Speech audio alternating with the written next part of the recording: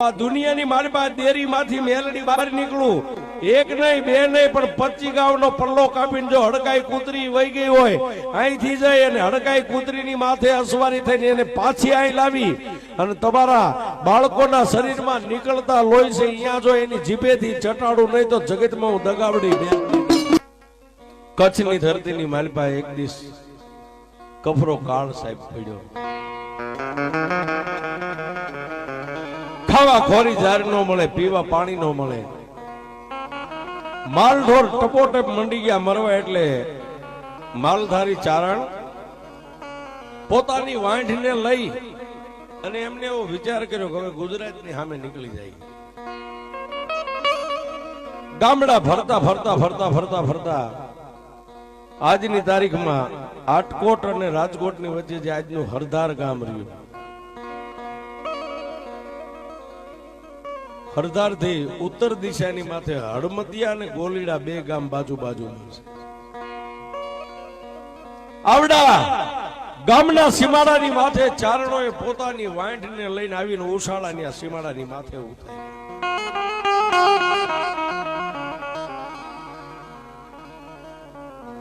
રાત પડી દિવસ ઉગ્યો,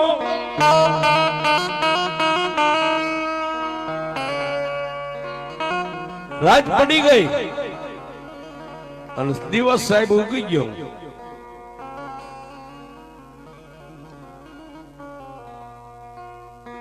દિવસ ઉગ્યો એટલે જે કઈ માલ ઢોર હતો એને દોઈ અને ચારણો વગડાની માલપા માલ સારવા માટે વહી ગયા. પણ ચારણની બાયુ દૂધના બેડા ભરી અને હરધારની માલપા દૂધ વેચવા માટે નીકળે.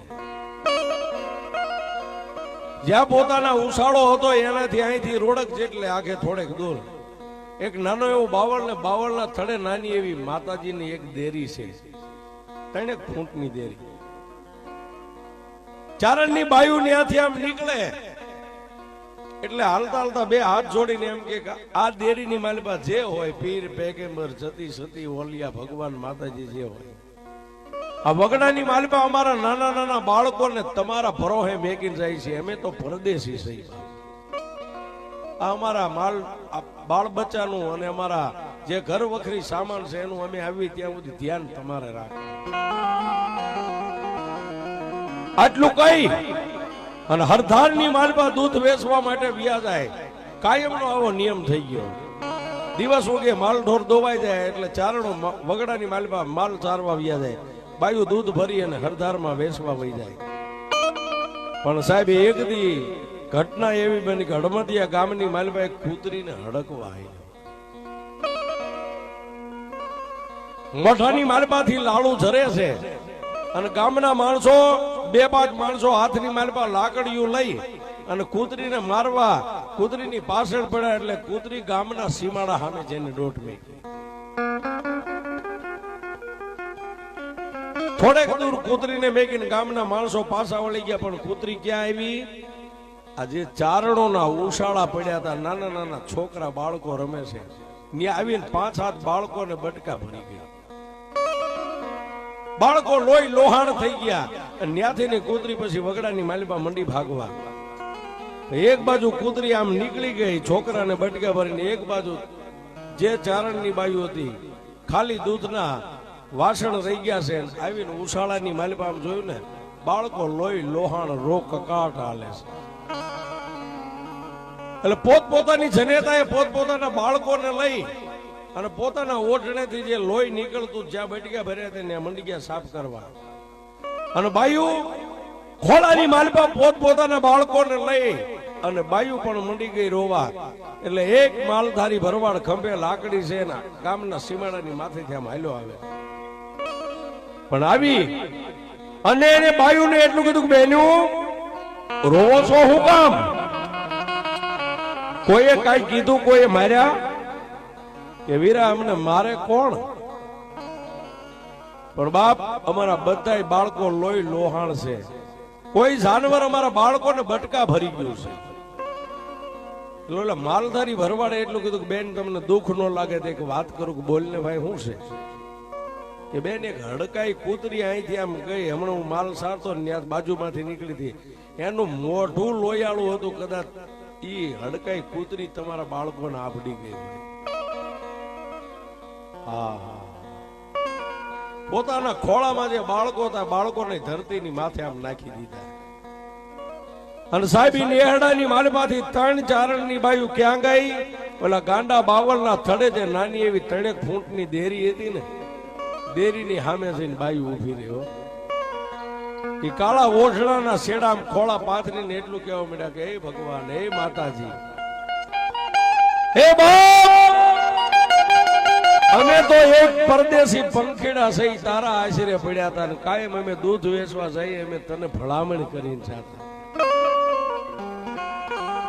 તો તમે અમારા બાળકોનું ધ્યાન ન રાખી ગયા. વિશ્વાસ જોઈજો સાહેબ. અને સાહેબ હું તો એક તમને ખાસ કહું છું કે કદાચ ભગવાન માતાજીએ તમને 4 વ્હીલ આપ્યું હોય, 2 વ્હીલ હોય, રોડ માથે ગમે ત્યાં નીકળો ને, દેવસ્થાન, દેરી, લાલ ધજા, લીલી ધજા, સફેદ ધજા, એને સલામ કરવી સાહેબ. આપણું કાંઈ નહીં જાય. રોડ ઉપર આપણે હાલીએ ને આપણું ધ્યાન રાખે. પરદેથી કચ્છની માલપાથી આવેલા એ દેરીની સામે જઈને બાજવા માંડ્યા.